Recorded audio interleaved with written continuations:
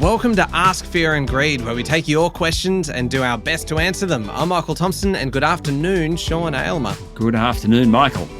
Sean, great question today. It has come from Chris on LinkedIn, and you can jump onto LinkedIn or Facebook or Instagram or head to our website, fearandgreed.com.au, if you would like to ask your question. But Chris has done that. He says, "Morning, Fear and Greed team. A personal bugbear of mine. Why on earth does a bank in Australia still take up to 3 days to transfer money from one account to someone else's account?" He goes, "I know there are fast options now with Osko and the like, but that's often for smaller sums, and I'll often still get an alert anyway saying it may take 2, maybe 3 business days to clear. What's there to clear? It's my money, it's digital, and it should be instant." Yes. I feel better after reading Chris's question. Yeah. It just feels like this is a universal bugbear, not just one for Chris. Yeah, so I totally agree. It should never take 3 days. Now, there are some reasons for it. Okay. There used to be reasons for it, but I just don't know whether they hold sway anymore in a digital world.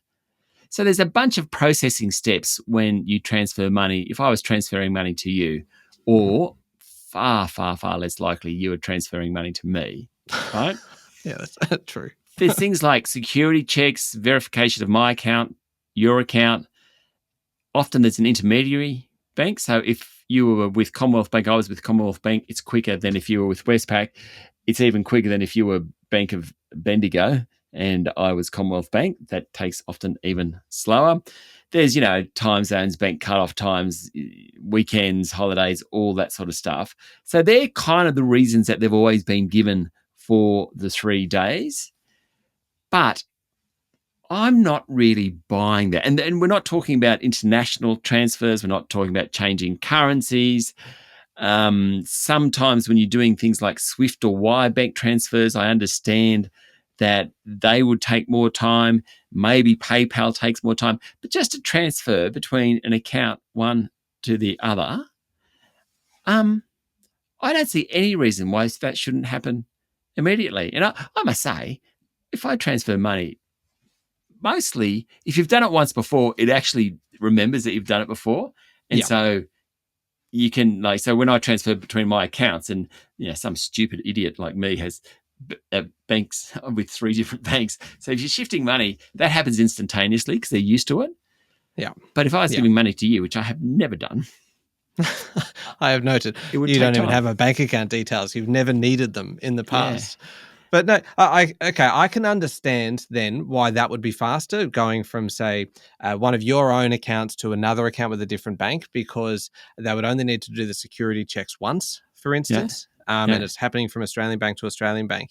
But again, it is all digital now, and these checks should be able to happen you wouldn't think there would be kind of too much manual processing involved in any of this. Yeah. International, different story altogether. Yeah. I get that as well. But then when we're talking locally about kind of bank closures and kind of business days, why does a business day even come into it for Australian when it is all digital?